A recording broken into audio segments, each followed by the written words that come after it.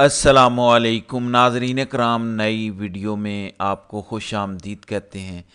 वैसे तो पिछले 2 सालों में कई दफ़ा ऐसा लगा कि अब खेल ख़त्म, गेम ओवर, अब ये निज़ाम आराम से जीत जाएगा, लेकिन अगले ही लम्हे कुछ ऐसी डेवलपमेंट्स हो जाती हैं कि इस निज़ाम को बदतरीन शिकस्त हो जाती है।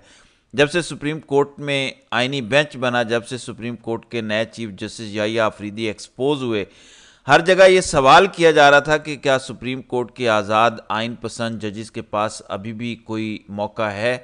क्या मंसूर अली शाह और मुनीब अख्तर के पास कोई ऑप्शंस मौजूद हैं या खेल ख़त्म है? तो ख़बर यह है कि मंसूर अली शाह की ज़बरदस्त वापसी हो रही है। ज़बरदस्त फैसला हो चुका है। मंसूर अली शाह के हवाले से बहुत बड़ी खबर सामने आई है। आइनी बेंच वाला कार्ड भी नाकाम हुआ है। आप सिर्फ 11 नवंबर की तारीख पर सुर्ख दायरा लगा लें। ख़बर की तफसीलात मैं आपको बता देता हूँ। दूसरी इम्पोर्टेंट ख़बर यह है कि सुप्रीम कोर्ट में अब से कुछ देर बाद क्या होने जा रहा है, एक और अहम इजलास जो तूफ़ान बर्पा कर सकता है। इस खबर की मुकम्मल तफसीलात भी मैं आपको बता दूँ, लेकिन सबसे पहले मंसूर अली शाह की ज़बरदस्त वापसी देखें। पिछले 96 घंटों में पाकिस्तान के अदालती मंजरनामा में बहुत कुछ हुआ। 3-4 दिन पहले जो कोई सोच नहीं सकता था, सुप्रीम कोर्ट में पिछले 96 घंटों के अंदर वो तहलका खेज़ डेवलपमेंट्स हुई हैं। वैसे तो पिछले 2 सालों में कई मौके पर ऐसा लगा कि अब खेल ख़त्म। वैसे तो अब ना तो सुप्रीम कोर्ट के पीटीआई के लिए सिस्टम में कोई गुंजाइश मौजूद रहेगी और ना ही आइन पसंद जजिस खेल में वापस आ सकेंगे। यानी 13 जनवरी को जब काजी साहब ने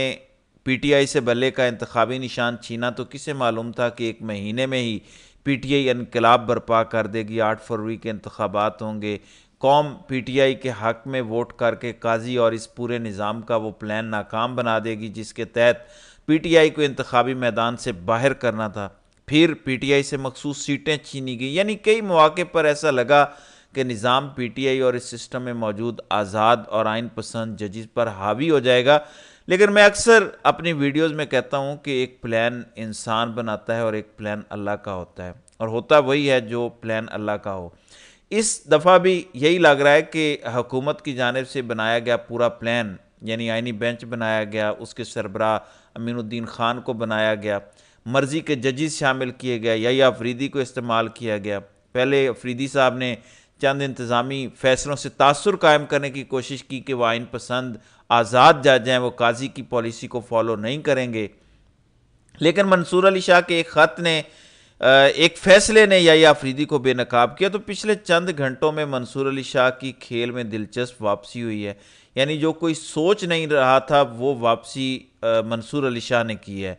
कुछ दिन पहले मैंने अपने व्लॉग में ये गुजारिश की थी कि जब याहिया अफरीदी चीफ जस्टिस नहीं बने थे, याहिया अफरीदी को नॉमिनेट नहीं किया गया था, अभी काजी साहब चीफ जस्टिस थे, तो खबरें गर्दिश कर रही थी कि 26वीं आईनी तरमीम करके मंसूर अली शाह का रास्ता रोका जाएगा और एक जूनियर जज को चीफ जस्टिस बनाया जाएगा। उसी लम्हे वकला तहरीक चलने का ऐलान किया गया। यानी इस्लामाबाद के अंदर नेशनल एक्शन कमेटी जो वकला की है, उन्होंने इजलास किया और उसमें यह फैसला हुआ कि 11 नवंबर से यानी पीर वाले दिन से मुल्क भर की बार एसोसिएशंस, बार कौंसल्स में बाकायदा कन्वेंशन का इनेकाद किया जाएगा। वकला तहरीक के लिए एक मोमेंटम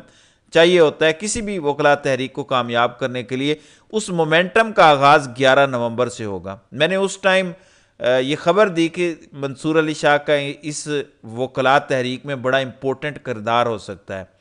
उस टाइम कई लोग सवाल कर रहे थे कि मंसूर अली शाह का किरदार कैसे होगा, क्योंकि जब याहिया अफरीदी को चीफ जस्टिस बनाया गया और पहले चंद इंतज़ामी फ़ैसलों से ये तासुर उन्होंने दिया कि मंसूर अली शाह और याहिया अफरीदी एक पेज पर हैं, अब किसी किस्म की वकला तहरीक की ज़रूरत पेश नहीं आएगी, क्योंकि ख़बर यह थी कि वकला जस्टिस शाह को दावत दे रहे हैं। ये बड़ी इंपॉर्टेंट डेवलपमेंट है, ये इंपॉर्टेंट खबर है जो मैं आपको बता रहा हूँ कि मंसूर अली शाह को तमाम तर बार एसोसिएशंस, बार कौंसल्स में जितने भी कन्वेंशन हो रहे हैं, मुल्क भर की बार एसोसिएशंस के अंदर जो तकारीब मुनक़िद की जाएंगी, उनमें मंसूर अली शाह को दावत दी जाएगी कि आप आकर खिताब करें, आप मेहमान ख़ुसूसी हों। बिल्कुल उसी तरह जब इफ्तिखार चौधरी की बहाली के लिए वकला तहरीक चल रही थी, اس تحریک کے روح رواں منیر اے ملک تھے، جو آل پاکستان نیشنل کمیٹی بنی ہے وکلاء کی، اس کی روح رواں بھی منیر اے ملک ہیں۔ اس ٹائم بھی علی احمد کرد بڑے ایکٹیو تھے، اس ٹائم بھی وہ ایکٹیو ہیں، یعنی یہ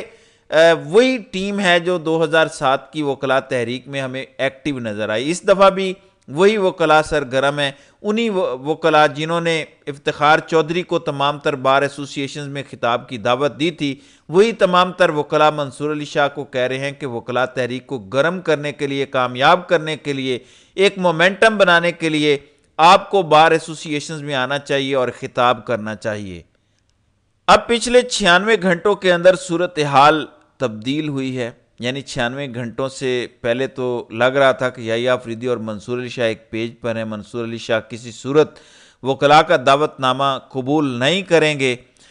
کیونکہ منصور علی شاہ کو انتظامی طور پر یحییٰ آفریدی نے طاقتور کیا، پریکٹس اینڈ پروسیجر کمیٹی میں واپس آئے، پھر منصور علی شاہ کا جو کیس مینجمنٹ پلان ہے اس کو سپریم کورٹ میں نافذ العمل کیا، پھر سب سے بڑھ کر سپریم کورٹ کی جو سینیورٹی لسٹ ہے یحییٰ آفریدی نے منصور علی شاہ سے شروع کیا اور منصور علی شاہ کو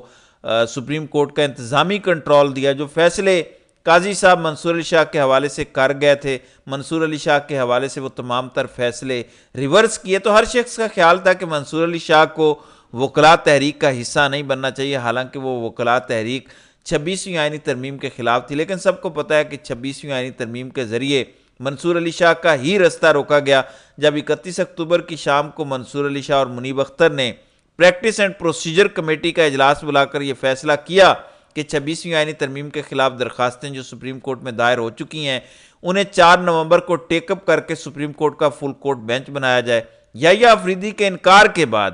یحییٰ آفریدی نے پریکٹس اینڈ پروسیجر کمیٹی کے فیصلے پر عمل نہ کر کے اس پوری گیم کو ایکسپوز کر دیا۔ 5 نومبر کو آپ نے دیکھا کہ سپریم جوڈیشل کونسل کے اندر آئینی بینچ تشکیل دیا گیا۔ اس کے بعد سب پوچھ رہے تھے کہ منصور علی شاہ اور منیب اختر کے پاس آپشن کیا ہیں، تو سب سے بڑا آپشن یا یوں کہہ لیجئے تہلکہ خیز واپسی یہ ہے کہ یہ خبر آ رہی ہے کہ منصور علی شاہ کو پچھلے چند گھنٹوں کے اندر وکلاء کی جو قیادت ہے، جس میں عین ممکن ہے کہ منیر ملک ہوں، وکلاء تحریک کے جو روح رواں ہیں، انہوں نے رابطہ کیا اور منصور علی شاہ کو دعوت دی کہ 11 نومبر سے جو پہلا آل پاکستان نیشنل ایکشن وکلاء کمیٹی کا جو convention Lahore high court bar ایسوسی ایشن میں ہونے جا رہا ہے، اس اکٹھ سے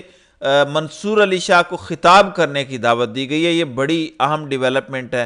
ابھی تک منصور علی شاہ نے اس دعوت نامے کو قبول نہیں کیا، کیونکہ ظاہر ہے منصور علی شاہ ایک دھیمے مزاج کی شخصیت ہے۔ میں آپ کو بتا دوں کہ جس دن منصور علی شاہ نے یہ فیصلہ کر لیا کہ وہ اس وکلاء تحریک کا حصہ بنتے ہیں یا ملک بھر میں ہونے والے جتنے بھی وکلاء کنونشنز ہیں ان میں جائیں گے، خطاب کریں گے، انہیں بتائیں گے کس طرح سے